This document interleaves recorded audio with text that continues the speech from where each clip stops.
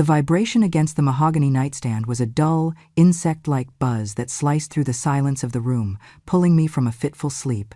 The digital clock glowed a neon-red 3:14 a.m. Outside, the relentless Seattle rain drummed a melancholy rhythm against the window pane. A sound that usually lulled me to sleep, but tonight felt like a warning. I reached for the phone with trembling fingers, the blue light stinging my tired eyes. It was a message from my daughter, Maya. The preview on the screen was long, but the first few words were enough to stop my heart. Mom, I know you poured your life savings into the Victorian house, but Genevieve thinks it would be best if you didn't come for Christmas dinner this year. We hope you understand. I read those words once, then twice. By the third time, the words ceased to be mere pixels on a screen and became physical blows. I didn't reply immediately. I couldn't. I sat up in the darkness, clutching the quilt to my chest, feeling a fracture spread through my soul, a clean break where my patience used to be. At that ungodly hour, the world feels heavier, as if the gravity of all our accumulated sorrows is magnified by the darkness. The silence of my small apartment was deafening. I thought about the truths I had been carrying like stones in my pockets for years, truths that had now become too heavy to bear. I had paid exactly $315,000 for the down payment and the extensive renovations on the Hawthorne property. It was meant to be a sanctuary for Maya and her husband, Liam. A place with a wraparound porch for the grandchildren I hoped they would one day give me, with bay windows that caught the rare Pacific Northwest sunshine. It was a house where, apparently, my presence was now considered a contamination. I rose from the bed, my joints stiff, and walked to the window without turning on the lamp. The streetlights cast long, distorted shadows on the wet pavement below. Across the city, in the affluent suburbs, the Christmas lights would be twinkling on the eaves of that beautiful Victorian home. I thought of all the times I had bitten my tongue until it bled. All the times I had plastered a smile over a grimace when a comment cut too deep. All the times I had said it is fine when absolutely nothing was fine. My name is Evelyn Thorne.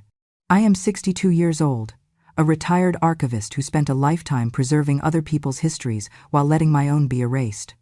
And on that morning of December 15th, something within the fundamental architecture of my character shifted. I picked up the phone again and typed a single, lowercase word, understood. What no one knew, not my daughter Maya, not her husband Liam, and certainly not Genevieve Street. Claire, the wealthy, passive-aggressive mother-in-law who had systematically scrubbed me from the family portrait, was that the Hawthorne property was still legally, entirely, and irrevocably in my name. I had signed every check. I held the deed. And in the cold light of that rainy morning, exhausted from being invisible, tired of being a utility rather than a human being, I made a decision. It was a decision that would detonate the facade of our perfect family Christmas. I wasn't going to that dinner. That was a given. But neither were they. No one was prepared for the storm that was coming because society teaches us that a mother's love is unconditional, but it forgets to teach that a mother's self-respect should be non-negotiable. Sometimes, when a woman finally grows tired of the noise, she doesn't scream, she simply acts, and the consequences are usually absolute. 4 years ago, when Maya first introduced me to Liam, I was genuinely elated. After my husband, Robert, passed away a decade prior, my world had shrunk considerably. Maya was my sun, my moon, and my stars. Liam seemed like a decent young man, an architect with grand visions and a gentle demeanor that put a mother's heart at ease. I remember the afternoon they came to my modest apartment to announce their engagement. Maya wore a slate-gray dress that brought out the blue in her eyes that held a sparkle I hadn't seen since she was a child. "Mom, we want you to meet Liam's parents next Sunday," she had said, her grip on my hand tight, almost desperate. I prepared a pot roast, glazed carrots, and the rosemary focaccia bread that Robert used to love. I set the table with the heavy silverware I had inherited from my grandmother, polishing every piece until it gleamed like a mirror. They arrived precisely at noon. Liam, his quiet and subservient father, Arthur, and her, Genevieve Street Claire. Genevieve was a woman who wore her wealth like armor. She was tall, painfully thin, with silver hair coiffed into an architectural marvel that defied the humidity. She wore a cashmere cardigan that probably cost more than my car, and a smile that was as cold as the bottom of a well. "Charmed. Mrs. Thorne," she said, offering a limp hand. "What a quaint little apartment. You have made such interesting use of the limited space." The word quaint stuck in my throat like a fishbone. She didn't say cozy, she didn't say welcoming. She said quaint, the way one describes a dollhouse or a peasant's cottage. During the meal, Genevieve dissected the food with surgical precision, barely eating. "Oh, I have a very refined palate," she sighed, pushing the rosemary bread away. "I cannot tolerate heavy, rustic cooking." Liam ate with gusto, and Arthur complimented the carrots, but Genevieve spent the entire hour visually appraising my furniture, my clothes, and my worth, finding all of it lacking. When they left, Maya hugged me at the door, her body tense. "Aren't they impressive, Mom?" Genevieve knows so much about art and culture. I smiled and nodded, a reflex honed by years of maternal protection. But deep in my gut, a cold stone of dread had settled. I had seen the look in Genevieve's eyes. It was the look of a predator assessing prey that was too weak to fight back. Still, I remained silent. A mother does anything for her daughter's happiness, even if it means swallowing the first bitter drops of poison. The wedding was a lavish affair. I paid for Maya's dress, a custom silk gown that cost $6,000, depleting my emergency fund. Genevieve organized the reception at a private country club overlooking the Sound. It was a vision of white orchids and crystal chandeliers. But during the toasts, Liam thanked his parents for the venue, for the wine, for their guidance. He thanked the guests for coming. He did not mention me. Maya looked for me from the head table, her eyes pleading. I raised my glass and mouthed, "It is okay," but it wasn't okay. It was the beginning of an erasure. Months later, on their first anniversary, they invited me to lunch at their cramped rental. "Mom, we have news," Maya said, her voice trembling with excitement. "We found a house, a Victorian on Hawthorne Street. It needs work, but it has good bones." Liam jumped in, his face flushed. "But we cannot afford the down payment, let alone the renovation costs. The market is impossible." Maya looked at me with those big, imploring eyes. "Mom, do you think you could help us?" Just for the start, I had worked 40 years in the city archives. I was frugal. I drove a 10-year-old sedan. I had saved for my retirement, for travel, for the peace of mind that comes with financial autonomy. But when Maya asked, the calculator in my head shut down and the mother in me took over. "How much?" I asked. $315,000. That was the number. It was nearly everything I had liquid. It was the result of decades of brown bag lunches and skipped vacations. It was my safety net. But seeing the hope in Maya's face, I convinced myself it was an investment in family. The house was a wreck when we bought it, but it was beautiful in a tragic sort of way. High ceilings, original molding, a garden that had gone wild. The day we closed on the deal, Maya danced through the dusty rooms. "This will be the nursery," she pointed to a sunny room. "And this," she stopped at a lovely room on the first floor with a view of the garden. "This will be your suite, Mom, for when you visit, or if you ever want to stay for a while." Liam nodded in agreement. "Absolutely, Mrs. Thorne. This house is your legacy, too." I felt my chest swell with hope. Perhaps I had been wrong about the dynamic. Perhaps this house would be the glue that bonded us. We signed the papers at the title company in late March. My lawyer, a sharp-witted old friend named Samuel, had insisted on one thing. "Evelyn, if you are putting up 100% of the capital, you remain the sole title holder. Protect yourself. Keep it in your name for at least 2 years." I nodded, feeling a pang of guilt for distrusting my own flesh and blood, but I signed as the sole owner. Maya and Liam were listed as tenants. When I explained this to Maya, she was understanding. "That makes sense, Mom. It is your money. When we get on our feet, we will buy you out." But that evening, while I was in their kitchen, helping scrub the cabinets, I heard Liam on the phone with Genevieve. "Yes, Mother." She put up the money, but she kept the deed in her name. There was a pause. No, it is not paranoia, her lawyer insisted. Another pause. I know, Mother, but we have to play along. Without her cash, we are stuck in that apartment. We just have to be patient. I stood frozen, the scrubbing brush dripping dirty water onto my shoes. Play along. Patient. As if I were a temporary obstacle to be managed. A toll booth on the road to their prosperity. I walked back into the room as if I hadn't heard a thing, but the trust had evaporated, leaving behind a residue of suspicion. Over the next 6 months, I became the project manager. I paid for the contractors, the materials, the new roof. I bought the Sub-Zero refrigerator Genevieve suggested was essential for a modern home. I restored the antique fireplace. I bought a massive, hand-carved oak dining table that could seat 12, envisioning Thanksgiving dinners and Christmas feasts. This is for our memories, I told Maya as the movers wrestled it into the dining room. She hugged me, whispering, "You are the best mother in the world." But the first time I tried to stay in my suite for a weekend, reality crashed down. I arrived on a rainy Friday with an overnight bag and a homemade lasagna. Maya opened the door, her face falling. "Mom? You didn't say you were coming. I sent a text yesterday, honey." "Oh, I must have missed it.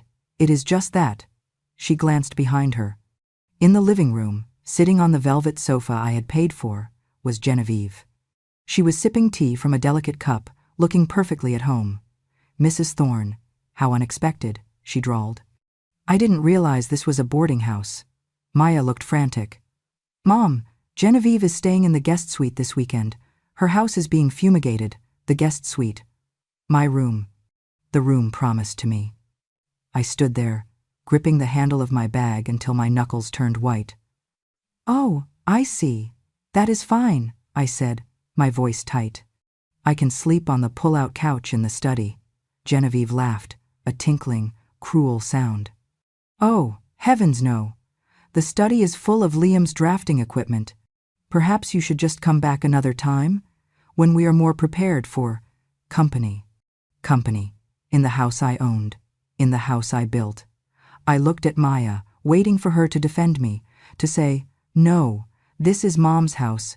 She stays where she wants." But Maya just looked at the floor, studying the grain of the wood. "I understand," I said softly. I handed the lasagna to Maya. "Enjoy dinner." I walked back to my car in the rain, the water mixing with the hot tears on my face. That was the moment the fracture began to widen. The following months were a masterclass in exclusion. Maya called less and less. When she did, it was brief. "Mom, can't talk, shopping with Genevieve." "Mom, Genevieve is taking us to the ballet." "Mom, Genevieve thinks your curtains are a bit dated, so she ordered new ones." One Sunday, I asked Maya about our traditional weekly coffee date. "Oh, Mom, we do brunch with Genevieve and Arthur on Sundays now. It is a Street Claire tradition. Can I come?" I asked, humiliating myself. Silence. "It is just that Genevieve is very particular about family time, Mom. She finds it hard to relax with strangers." Strangers. I was the stranger. I decided to kill them with kindness. I brought food. I offered to babysit their dog. I sent gifts. But every gesture was met with polite indifference or veiled criticism. One afternoon, I dropped off a beef stew. Genevieve was there, of course. She peered into the container. Oh, how rustic. Peasant food is so hearty, isn't it? We were just about to order sushi, but I suppose the dog might like this. Maya said nothing. She just took the container and put it in the fridge, behind the gourmet leftovers from Genevieve's favorite bistro. Then came my birthday in October. I had planned a dinner at a nice seafood restaurant. I invited Maya, Liam, my sister Sarah, and a few friends. I sent the invites a month in advance. The day before the dinner, Maya called. "Mom, I am so sorry. Genevieve surprised Liam with tickets to a gala tonight. It is a huge networking opportunity. We can't say no." "But it is my birthday, Maya." "I know, Mom. We will celebrate next week. I promise. Just understand, this is for Liam's career." I canceled the dinner. I sat alone in my apartment, eating a cupcake I bought from the grocery store, staring at the unlit candle. Next week came and went. No celebration, no card, just a text. Happy late B-Day, Mom. Crazy week. Love you. November brought the cold and the creeping realization that I was entirely alone. Then came the call about Christmas. Mom, Maya said, her voice pitched high with nervousness. Genevieve wants to host Christmas dinner at the Victorian this year. She says her house is too large and echoing, and she wants a cozy family atmosphere. At the Victorian. My house. That sounds lovely, I said, testing the waters. I will bring my famous pecan pie. There was a pause, heavy and pregnant with rejection. Mom, about that, Genevieve has a specific theme. She is bringing a caterer. She wants everything to be cohesive. And she feels that, well, your presence might make things tense. Tense? Why? Because she finds you a bit overwhelming, Mom. She says you try too hard. And frankly, she wants it to be just immediate family. Immediate family. The woman who wrote the checks was not family. The woman who wiped the tears was not family. I am your mother, Maya, I whispered. I know, Mom. Please don't make this harder than it is. We will come see you on the 26th. We can do a quick lunch. I hung up the phone. I sat in my chair for hours as the sun went down and the room filled with shadows. I didn't cry. I was past crying. I felt a cold, hard clarity crystallize in my chest. The text message at 3:14 a.m. on December 15th was just the final nail in the coffin. It was the confirmation that I had been discarded. The morning after the text, I showered, dressed in my sharpest gray suit, and drove to Samuel's law office. He greeted me with a warm smile that faded as soon as he saw my face. Evelyn, what is wrong? I placed the folder containing the deed and the bank transfer records on his desk. Samuel, explain my rights to me. One more time. He reviewed the papers. You are the sole owner, Evelyn. They are tenants at will. They pay no rent. There is no lease. You have absolute power. Can I sell it? Yes. Without their permission? Yes. Can I evict them? Yes. 30 days' notice is standard, but since there is no lease and you are the owner, you can technically demand possession immediately upon sale. I want to sell it, Samuel. Immediately. He blinked, taken aback. Evelyn, are you sure? This is Maya's home. No, Samuel. It is my house. It is Genevieve's playground. Maya is just a guest there, and apparently, so am I. But I am done being a guest in my own life. Find me a buyer, cash only, quick close. I want it done by Christmas Eve. Samuel looked at me for a long moment, assessing my resolve. He saw the steel in my eyes. Okay. I have investors who have been eyeing that neighborhood. If you drop the price by 10%, we can close in a week. Do it, drop it by $20,000 if you have to. Just get it done. The next week was a blur of paperwork and inspections done while Maya and Liam were at work. I watched from my car down the street as the investor, a ruthless man named Mr. Sterling, walked through the property with Samuel. Sterling didn't care about the memories or the molding. He cared about the square footage and the resale value. He made an offer of $300,000. Cash. Closing date, December 23rd. I accepted. On December 23rd, I sat in a conference room and signed the papers. My hand did not shake. When Mr. Sterling handed me the cashier's check, I felt a weight lift off my shoulders that I hadn't realized was crushing me. The house was gone. It belonged to a corporation now. Mr. Sterling, I have one request, I said. The eviction notice. I want to deliver it myself. He raised an eyebrow. Unusual. But legally, as the previous owner, acting on behalf of the new management to facilitate vacancy, you can serve the notice. When? December 24th. In the evening. He smirked. You are a cold woman, Mrs. Thorne. I smiled, a smile that didn't reach my eyes. I had excellent teachers. Christmas Eve arrived with a biting frost.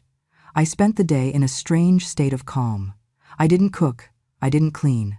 I sat by my window and watched the world rush by. At 6 p.m., I dressed in a deep crimson dress I had bought years ago but never wore, because Genevieve had once told me red was too aggressive for a woman of my age. I put on my pearls. I applied red lipstick. I looked in the mirror and saw a stranger, a formidable stranger. I grabbed my purse, checking for the manila envelope containing the official eviction notice and the notice of sale. I drove to Hawthorne Street. The house was blazing with light. I could see the Christmas tree in the bay window, the one I had paid for. I could see shadows moving inside, laughter, warmth. I parked my car and walked up the path. I didn't knock. I used my key, the key they hadn't bothered to ask back because they thought I was too beaten down to use it. I opened the door and stepped into the foyer. The smell of roasted goose and expensive perfume hit me. Soft jazz was playing. In the dining room, under the crystal chandelier, they were seated. Genevieve was at the head of the table, holding court. Arthur was nodding. Liam was pouring wine. Maya was laughing at something Genevieve said. There were 5 settings at the table. The 5th was for a young woman I didn't recognize, probably a cousin of Liam's. There was no seat for me. Silence descended on the room like a guillotine blade as I stepped into the light. Maya dropped her fork. "Mom? What are you doing here?" Genevieve set her wine glass down slowly. "Evelyn, this is highly inappropriate. We asked you to give us space." I walked to the head of the table, standing directly behind Genevieve. She shifted uncomfortably. I didn't raise my voice. I didn't scream. I spoke with the terrifying calmness of a judge delivering a sentence. "I am not here to eat, Genevieve. I wouldn't want to ruin your cohesive aesthetic. I am here to give you a gift." I pulled the manila envelope from my purse and dropped it onto the center of the table, right on top of the floral centerpiece. "What is this?" Liam asked, reaching for it. "Open it," I said. Liam tore open the envelope. He pulled out the documents. His face went pale, then gray. His hands started to shake. This can't be right." "What is it?" Genevieve snapped. "Read it, Liam." Liam looked up at me, his eyes wide with horror. "You sold the house? What?" Maya screamed, standing up. "You did what?" "I sold the house, Maya. Yesterday. The new owner is Mr. Sterling. He is a developer. He intends to gut it and turn it into luxury condos. And this," I pointed to the paper, "is your 30-day notice to vacate. Actually, since the sale is complete, Mr. Sterling would prefer you out by January 24th. Genevieve stood up, her face flushing a blotchy red. "You cannot do this. This is my son's house." "No, Genevieve," I corrected her, leaning in close. "It was my house, paid for with my sweat and my savings. It was the roof I provided for my daughter. But you decided that the owner of the roof wasn't good enough to sit at the table. So I removed the roof." Maya was crying now, hysterical sobs. "Mom, how could you? We have nowhere to go." "You have 30 days, I said, coldly. "And you, Genevieve, with all your millions, I am sure you can find a place for them in your guest suite." "Oh, wait, isn't it being fumigated? Or was that just a lie to keep me out of the room I paid for?" Genevieve sputtered, looking for words that wouldn't come. I looked at the table, at the feast I wasn't invited to. "Enjoy the goose," I said. "It will be your last meal in this dining room." I turned on my heel and walked to the door. "Mom, wait!" Maya ran after me, grabbing my arm in the foyer. "Mom, please! We can fix this! We can talk!" I pulled my arm away gently but firmly. I looked at my daughter, really looked at her. I saw the fear, but I also saw the weakness that had allowed this to happen. "You let her erase me, Maya," I said softly. "You sat there and watched her treat me like a servant in the home I bought for you. You chose your side. Now you have to live with the consequences." "But I love you," she sobbed. I smiled sadly. "I know you do, in your own way. But you don't respect me, and I have finally learned that love without respect is just a leash. Merry Christmas, Maya." I walked out into the cold night air. I heard the shouting start inside, the accusations, the chaos. I got into my car and drove away.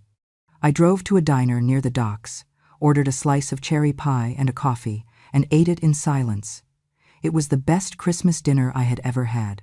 The fallout was nuclear. Maya called me 50 times a day. I blocked her number for a week.